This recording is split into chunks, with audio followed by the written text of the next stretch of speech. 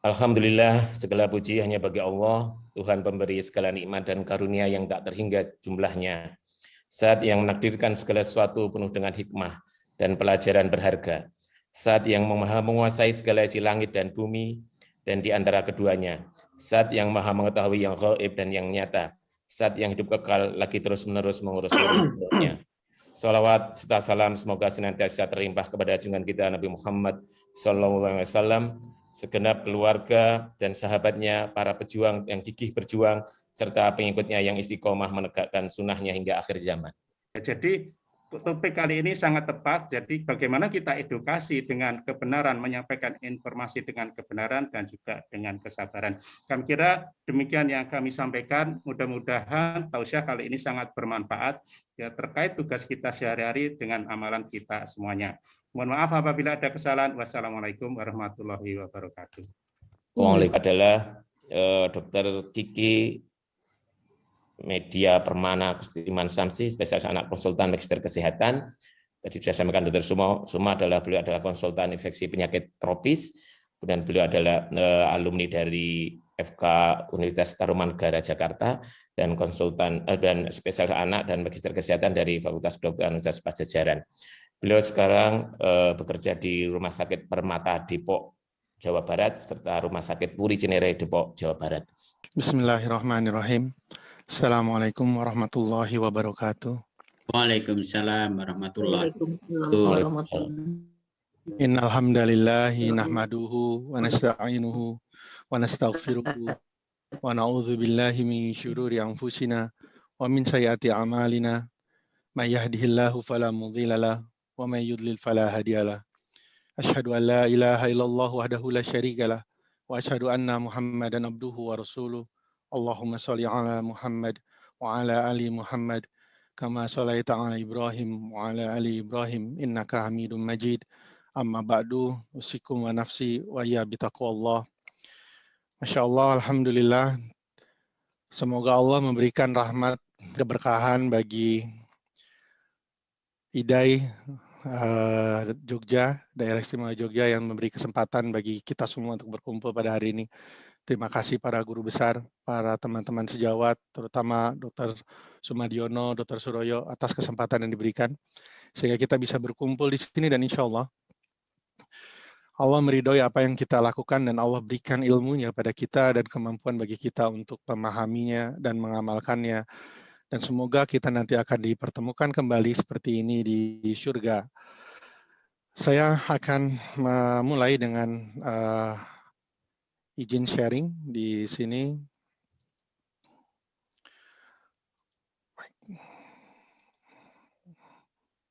Baik. Ada disclaimer yang pertama yang saya harus sampaikan di sini, bahwa saya hanyalah seorang ayah dan seorang dokter anak yang belum pernah mendapat kesempatan belajar agama di institusi formal. Yang saya lakukan sekarang adalah saya sedang berusaha memperbaiki diri, mencari ridho Allah, dan kalaupun akhirnya saya berani menyampaikan materi-materi kajian seperti ini, adalah bagian dari kewajiban menuntut ilmu. Karena kewajiban seorang untuk bisa dikatakan sebagai penuntut ilmu adalah menyampaikan apa yang diketahui. Dan terutama ilmu ini untuk disampaikan nasihat terutama bagi diri saya sendiri. Karena itu sangat penting apapun yang nanti saya berikan untuk tetap para guru di sini, teman-teman di sini untuk tetap belajar pada guru yang lebih berkompeten, yaitu para ustadz, kiai, dan para alim ulama, dan bukan kepada saya. Karena masih kurang ilmu dan masih kurang akhlak. Mencari ilmu adalah untuk menghilangkan kebatilan. Karena itu ilmu yang saya sampaikan adalah terutama dari ilmu yang saya cari untuk menghilangkan kebatilan saya. Dan ilmu yang saya sampaikan adalah teguran untuk saya. Kegiatan kita sehari-hari adalah berkomunikasi dengan keluarga pasien. Dan salah satunya adalah tentang vaksin. Dan yang akan kita lakukan hari ini adalah berbagi pengalaman bagaimana berkomunikasi dengan keluarga pasien tentang vaksin. Namun kita akan melihat bagaimana pengalaman berkomunikasi secara Islami dengan keluarga pasien tentang vaksin. Materi ini diawali dengan pertanyaan seorang teman sejawat dokter anak. Beliau menanyakan bagaimana memberi penjelasan pada orang tua yang muslim yang menolak imunisasi karena alasan agama. Yang pernah saya alami saat mendapatkan orang tua yang tidak mau memberi anaknya imunisasi ini, pertama pada kasus memang orang tuanya bertanya, "Dok, bagaimana menurut dokter tentang imunisasi?" Saya biasanya menegaskan lagi, bertanya kembali, "Maksudnya bagaimana ya Pak?" Orang tua bilang, "Apakah halal? Apakah perlu?" Soalnya masih banyak kontroversi. Ini umumnya kasus seperti ini. Tapi ada juga yang saya periksa pasien, misalnya orang anaknya sakit, demam gitu. Orang tuanya diam saja, namun saya lihat di bukunya anaknya tidak pernah mendapatkan imunisasi. Saya bertanya, anaknya belum dapat imunisasi, dan ada yang saya berikan adalah kesannya kaget, bukan menghakimi. Orang tua bilang, tidak dok. Lalu saya tidak melanjutkan pertanyaan, saya menyelesaikan pemeriksaan dulu, dan setelah memberi kesempatan berkonsultasi, dapat resep, dapat penjelasan, sebelum ditutup, saya masih bertanya, masih khawatir imunisasi Pak? Gitu. Kemudian saya biasanya mengatakan begini, pada 2 kasus itu, biasanya saya mengatakan begini, Pak, mungkin untuk memudahkan saya menjelaskannya, pertanyaannya saya rubah. Kenapa saya, sebagai dokter yang muslim, masih memberi imunisasi ke anak-anak? Sedangkan berita imunisasi haram itu juga sampai ke saya. Nah, orang tua biasanya setuju dengan perubahan pertanyaan ini. Dia bilang, iya dok, ya. Itu kenapa dokter masih ngasih? Saya mengingatkan dulu kepada orang tuanya bahwa apapun yang saya jelaskan, saya terikat dengan perintah Allah Subhanahu wa taala dalam surat Al-Ahzab ayat ke-70, A'udzubillahi minasyaitonirrajim. Ya ayyuhalladzina amanu taqullah. Wahai orang-orang yang beriman, bertakwalah kamu kepada Allah. Wa qulu qawlan sadida. Dan ucapkanlah perkataan yang benar. Sehingga apapun yang saya sampaikan ke Bapak, harus kata-kata yang memang saya tahu kebenarannya. Adapun kata-kata yang saya tidak tahu dengan benar, bagaimana kebenarannya, maka saya tidak bisa menyampaikan. Saya harus tahu kebenaran isinya, dan saya juga harus tahu cara menyampaikannya. Karena itu yang bisa saya jadikan pendapat, hanyalah terkait masalah medis, Pak. Yaitu apakah imunisasi ini penting, apakah imunisasi ini bermanfaat. Kalau imunisasi penting dan bermanfaat, maka saya harus memberi imunisasi, kecuali bila agama melarang saya. Kalau ada larangan dalam agama Islam, maka saya tidak boleh memberikan imunisasi. Tugas saya sebagai dokter menentukan penting dan manfaat imunisasi. Sedangkan masalah ada tidaknya larangan, saya mengikuti petunjuk para ulama, dalam hal ini Majelis Ulama Indonesia. Lalu saya menunjukkan gambar ini. Saya bisa bertanya sama Bapak, Pak, pernah lihat gambar ini nggak? Semua mengatakan tidak tahu. Saya jelaskan bahwa anak ini terkena polio. Ini adalah mesin iron lung. Anak ini kena penyakit polio, Pak.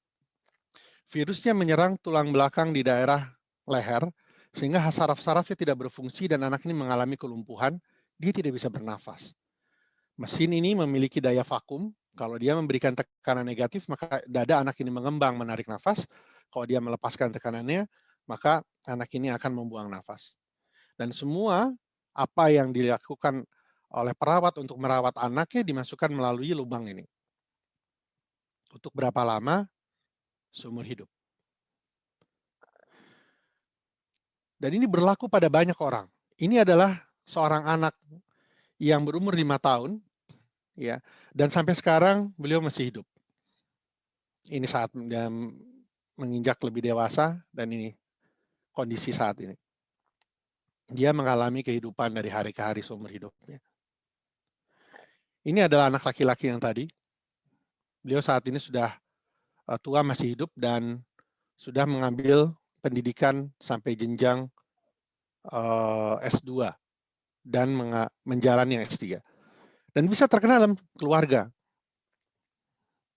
Dan bisa terkena pada masyarakat. Ini real, Pak. Begitu banyak orang yang akhirnya lumpuh seumur hidup karena polio. Polio bisa mulai dari ringan, sedang, sampai dengan berat. Dan juga bisa terkena pada orang dewasa. Apabila anak-anak banyak yang terkena polio, maka orang dewasa pun bisa terkena. Presiden Amerika yang ke-32 akhirnya terkena polio. di umur 40 tahunan. Dan kalau sudah terkena tidak ada obatnya, Pak. Alhamdulillah Allah izinkan ikhtiar oleh manusia, diberikan izin ilmu untuk kemudian menemukan vaksin, dan Bapak bisa lihat angka kejadiannya menurun setelah ada vaksin. Sampai sekarang Indonesia sudah masuk tahun ketiga untuk bebas dari polio. Juga penyakit lain, Pak. Ini penyakit tetanus. Saya tunjukkan gambar ini ke Bapaknya. Dan kalau sudah melengkung begini, ini bisa mematahkan tulang belakang. Ini pun sama. Sulit sekali mengobatinya. Dan bisa menimbulkan kecacatan. Namun alhamdulillah, dengan izin Allah, pemberian imunisasi bisa menurunkan angka kejadian ini.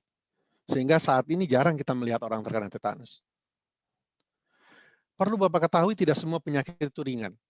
Ada penyakit yang sangat sulit, gejala awal ringan, tidak khas, bahkan sering tanpa gejala, cepat menjadi berat, obat sulit didapat, sulit mengejar proses penyakit, dan tidak ada obat spesifik. Menyebabkan banyak kematian atau kecacatan. Jadi nggak semua penyakit itu ringan.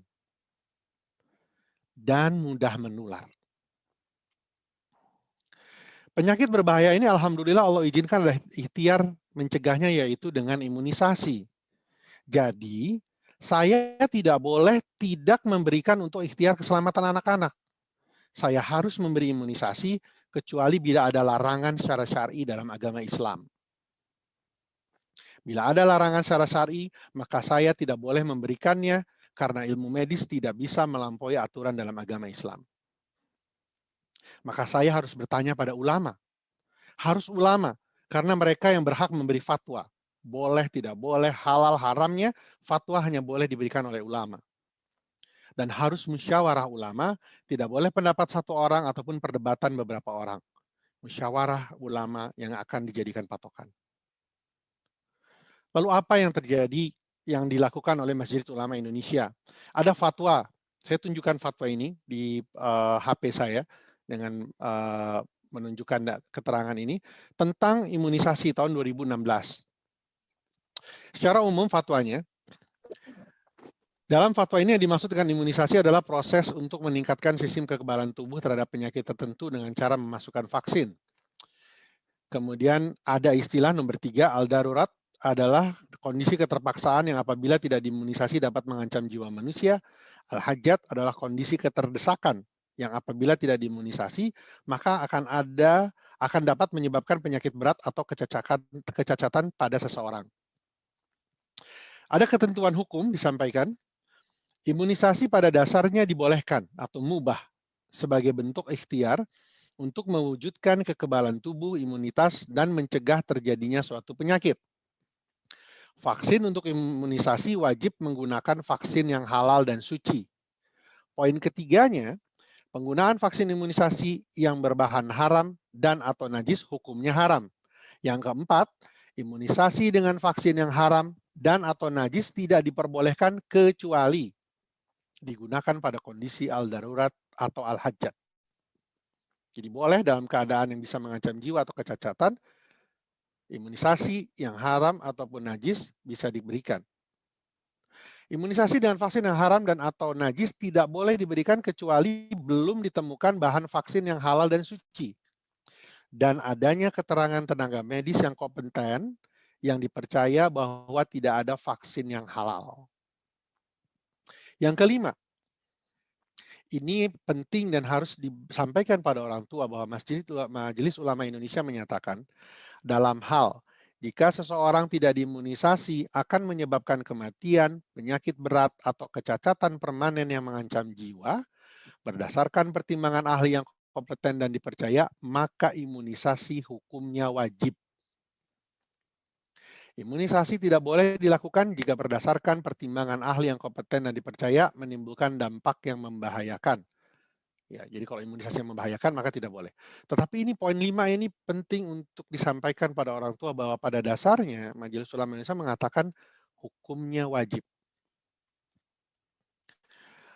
Lalu kemudian Majelis Ulama Indonesia memberikan rekomendasi. Membaca rekomendasi ini bisa dijelaskan ada bagian-bagian yang diwajibkan untuk pemerintah.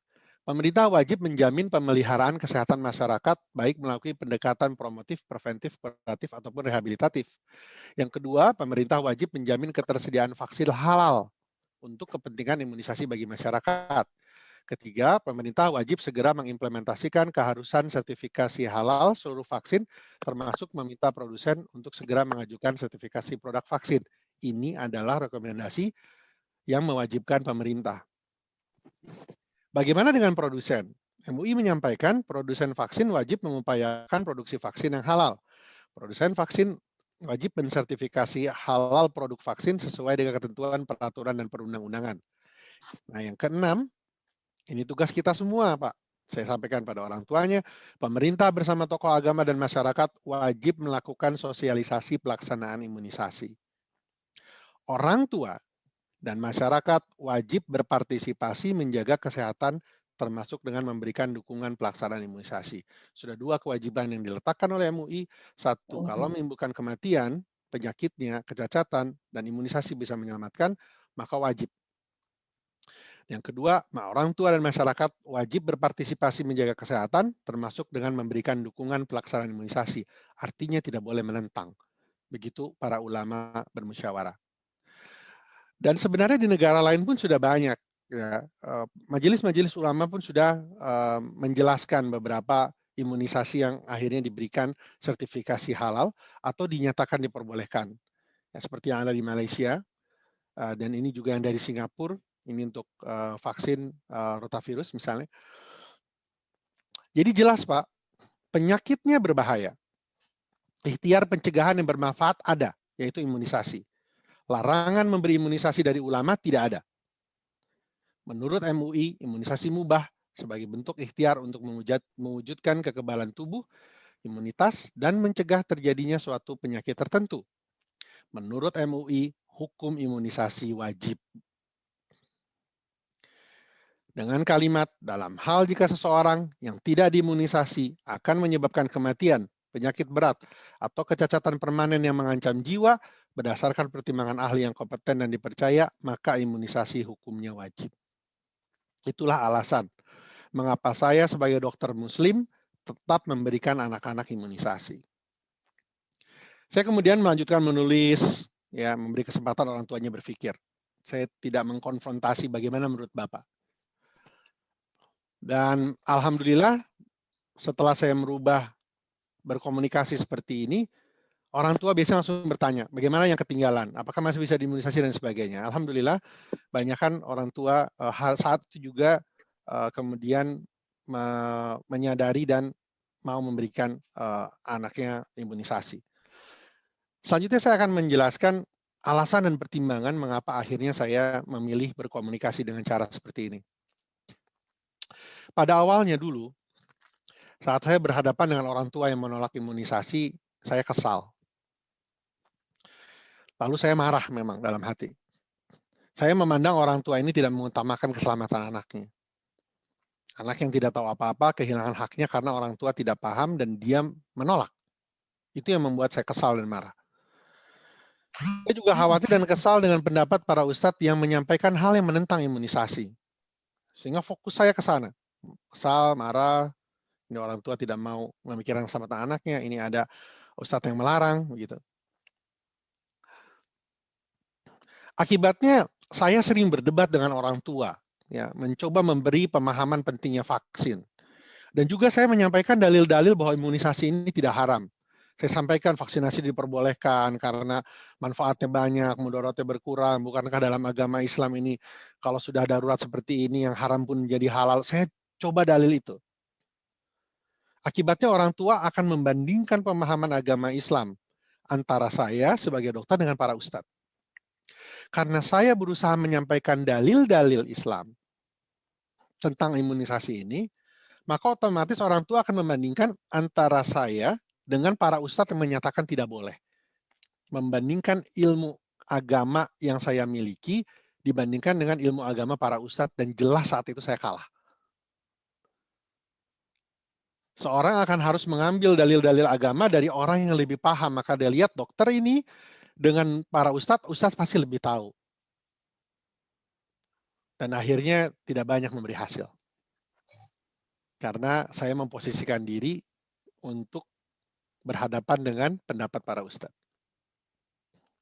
Kemudian saya berpikir, ada orang tua yang ingin memberi yang terbaik. Beliau hati-hati memberikan sesuatu yang haram menurut beliau, dan itu sikap yang baik. Orang tua ingin memberi yang terbaik pada anaknya, itu sikap yang baik. Ada dokter yang ingin memberi yang terbaik juga pada anak-anak, dan ini juga baik. Dan ada ahli agama yang ingin menjaga umat muslim dari bahaya halal, dari bahaya haram, dan ini juga baik. Lalu mengapa tiga kelompok baik ini menghasilkan perbedaan pendapat? Pasti ada yang salah. Mungkin ada yang tidak sesuai dengan syariah Islam. Dokter yang ingin memberikan yang terbaik namun tidak membuahkan hasil komunikasi yang baik. Jangan-jangan komunikasi saya belum sesuai syariah Islam.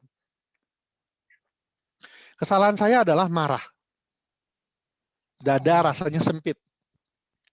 Berburuk sangka. Tidak tabayun. Lalu berdebat. Dan tidak mencari bahasa yang mudah dipahami. Seharusnya saya jangan pernah berburuk sangka. Hendaknya nasihat yang diberikan pada orang lain bukan didasari oleh prasangka buruk. Allah Ta'ala berfirman, jauhilah kalian dari kebanyakan persangkaan, sesungguhnya sebagian persangkaan adalah dosa. Quran Surat Al-Hujurat ayat 12. Di sini saja saya sudah melakukan kesalahan. Abu Hurairah radhiyallahu anhu menyampaikan Nabi Muhammad SAW juga bersabda, jauhilah prasangka, karena prasangka itu adalah perkataan yang paling dusta. Hendaknya kita mencari kemungkinan-kemungkinan baik bagi saudara kita sesama muslim selama masih memungkinkan. Muhammad bin Manazir rahimahullah berkata, seorang mukmin itu mencari uzur, alasan-alasan baik terhadap saudaranya. Sedangkan seorang munafik itu mencari-cari kesalahan saudaranya. Hadis riwayat Al-Baihaqi. Bisa jadi orang tua itu bersifat waro. Rasulullah SAW juga bersabda, siapa yang menjauhkan diri dari subhat, sungguh ia telah menjaga agama dan kehormatannya. Siapa yang terjerumus dalam subhat, ia akan terjerumus dalam keharaman. Sedangkan pengembala yang mengembalakan hewannya di dekat perbatasan, sampai ia hampir saja melewati batasnya. Ketahuilah, batasan-batasan Allah adalah hal-hal yang diharamkannya. Jadi orang-orang yang memiliki sifat waro ini, dia betul-betul menjaga, dia tidak mau ambil resiko. Dia benar-benar menjauhi segala sesuatu yang subhat. Kalau orang tua ini melihat pendapat antara ustadz dan dokter, kemudian dia menjadi ragu, maka jalan yang terbaik bagi orang yang memiliki sifat waro adalah menjauhinya. Karena itu upaya yang dilakukan adalah nomor 1, jangan orang tua ragu terhadap bahaya penyakit dan pentingnya vaksin. Dan mereka harus melihat bahwa ahlinya adalah dokter, bukan orang tua.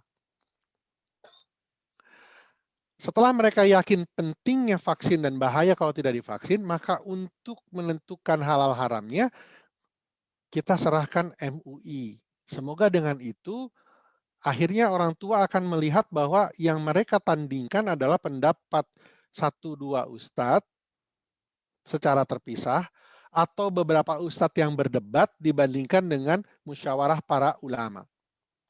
Sehingga insya Allah keraguan itu akan hilang. Namun kita tidak boleh berburuk sangka. Orang tua itu bukannya tidak melindungi anaknya, tapi jangan-jangan dia bersifat waro. Meragukan bagi dia, dia tinggalkan. Harusnya untuk menghilangkan keraguan, saya membatasi diri untuk menanggapi dan menyampaikan pendapat yang saya memang ahli di bidangnya. Informasi harus di-cross-check kebenarannya dan harus merujuk pada ahlinya. Tabayun ini juga penting. Kita harus cari tahu dulu alasan orang tuanya. Hendaknya ketika memberikan nasihat pada orang lain tidak bertopang pada kabar yang tidak jelas dan simpang siur. Karena kabar yang tidak jelas atau simpang siur bukanlah ilmu dan bukanlah informasi sama sekali. Orang yang menyampaikannya disebut orang yang melakukan kebodohan. Maka hendaknya cek dan dicek, klarifikasi dan konfirmasi sebelum beranjak untuk memberikan nasihat. Dalam surat Al-Hujurat Allah Ta'ala berfirman, wahai orang-orang yang beriman, jika seorang yang fasik datang kepadamu membawa suatu berita, maka telitilah kebenarannya agar kamu tidak mencelakakan suatu kaum karena kebodohan cerobohannya yang akhirnya kamu menyesali perbuatanmu itu. Orang yang mempercayai dan menyampaikan semua yang ia dengar tanpa cek dan dicek, klarifikasi dan konfirmasi, maka ia seorang pendosa. Dari Abu Hurairah radhiyallahu anhu, Nabi kita Shallallahu alaihi wasallam bersabda, cukuplah seseorang telah berdosa jika menyampaikan seluruh yang ia dengar. Maka terkait vaksin ini pun kita tidak boleh sampai ragu dan memilih pendapat-pendapat tentang agama ini hanya dari yang mendengar. Kita harus betul-betul mempelajarinya, atau waktu kita memberikan nasihat, kita serahkan kepada Majelis Ulama Indonesia, begini keputusannya. Karena itu tugas saya sebagai dokter menentukan penting dan manfaat imunisasi, sedangkan masalah ada tidaknya larangan, saya mengikuti petunjuk para ulama, dalam hal ini Majelis Ulama Indonesia. Harusnya juga jangan berdebat. Dari Abu Umamah radhiyallahu anhu, dia berkata, Rasulullah SAW bersabda, aku akan menjamin sebuah rumah di pinggiran surga bagi siapa saja yang meninggalkan perdebatan meskipun dia yang benar. Musyawarah boleh, tapi perdebatan tidak boleh. Aku juga menjamin rumah di tengah surga bagi siapa saja yang meninggalkan kedustaan walaupun dia sedang bergurau. Dan aku juga menjamin rumah di puncak surga bagi siapa saja yang berakhlak baik. Kesalahan saya berikutnya adalah mengajak orang tua berdebat. Bagaimana upaya menghindari perdebatan? Agar penjelasan saya tidak terkesan menyerang pendapat orang tua, maka saya merubah pertanyaannya, kenapa saya sebagai dokter yang muslim masih memberi imunisasi ke anak-anak? Saya tidak menanya, kenapa Bapak tidak memberikan? Bapak harusnya memberikan, itu akan membuat perdebatan. Tapi begitu saya rubah, mengapa sebagai dokter muslim saya masih memberi imunisasi pada anak-anak, maka itu semua jatuh ke saya. Sehingga dia seolah-olah hanya mendengarkan curhatnya saya. Ini pendapat saya. Maka insya Allah akan menghindari perdebatan. Kemudian jangan memaksa agar nasihat diterima. Ibnu Hazm al-Andalusi rahimahullah mengatakan, janganlah engkau menasehati orang dengan mempersyaratkan harus diterima nasihat tersebut darimu. Jika engkau melakukan perbuatan berlebihan yang demikian, maka engkau adalah orang yang zalim, bukan orang yang menasehati. Engkau juga orang yang menuntut ketaatan seorang raja, bukan orang yang ingin menunaikan amanah kebenaran dan persaudaraan. Yang demikian juga bukanlah perlakuan orang yang berakal dan bukan perilaku kedermawanan.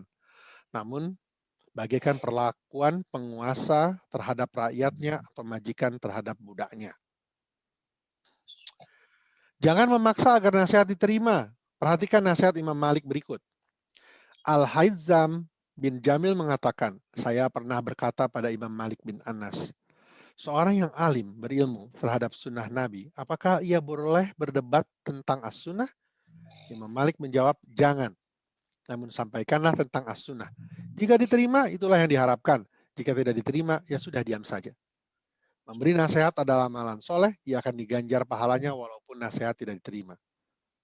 Dan ini bisa menghindarkan kita dari kemarahan saat kita berbicara dengan keluarga pasien. Harusnya saya menyampaikan dengan lemah lembut. Qaulan layyina atau lemah lembut. Berkomunikasi dengan cara yang lemah lembut, tidak kasar dan menggunakan bahasa sindiran, bukan makna sebenarnya, khususnya ketika menasihati akan lebih mudah diterima oleh orang yang diajak bicara.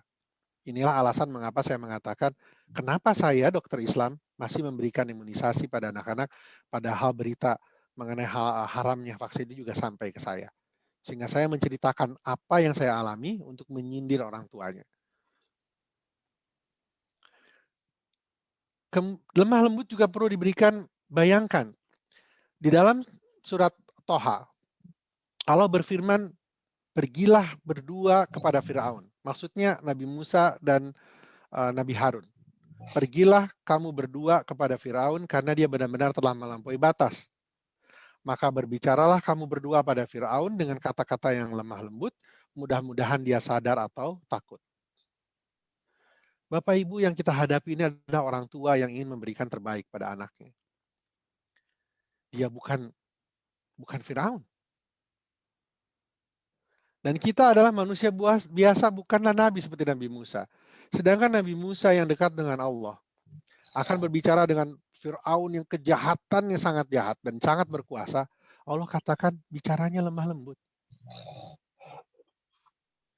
Maka kita tidak boleh melampaui itu. Maka setiap kemudian emosi ini muncul, maka tekan karena Allah memerintahkan kita untuk berbicara dengan lemah lembut. Tidak menasihati di depan umum. Ya, karena kalau kita mengkonfrontasi orang tua harus begini, harus imunisasi, sementara di situ ada istrinya atau mungkin ada orang tuanya lagi, nenek kakeknya, itu tidak memberikan hal yang baik. Imam Syafi'i rahimahullah berkata, berilah nasihat padaku ketika aku sendiri. Jauhilah memberikan nasihat di tengah-tengah keramaian. Sesungguhnya nasihat di tengah-tengah manusia itu termasuk sesuatu pelecehan yang aku tidak suka mendengarkannya. Jika engkau menyelisihi dan menolak saranku, maka janganlah engkau marah jika kata-katamu tidak aku turuti.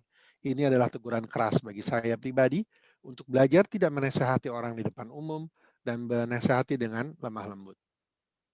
Termasuk juga tidak share di sosmed untuk nasihat-nasihat yang diperlukan. Maka kita mohon pada Allah agar dilapangkan dada. Lapang dada merupakan karunia pemberian Allah Ta'ala. Perhatikanlah doa dan permohonan Nabi Musa alaihissalam tatkala Allah Ta'ala memerintahkannya untuk melaksanakan tugas yang begitu berat, yaitu mendatangi Firaun yang sudah melampaui batas. Pergilah kamu pada Firaun karena dia telah berbuat melampaui batas. Suatu tugas yang berat dan besar tatkala Allah Ta'ala diperintahkan hal itu, dia, Nabi Musa alaihissalam berkata, ya Tuhanku, Rabbi shrah li sadri, ya Tuhanku lapangkanlah untuk dadaku dan mudahkanlah untukku urusanku. Jadi kata-kata pertamanya adalah lapangkan dada. Sehingga kita tidak akan kesal, tidak marah, dada tidak akan terasa sempit. Demikian penyajian materi ini, semoga bermanfaat. Assalamualaikum warahmatullahi wabarakatuh.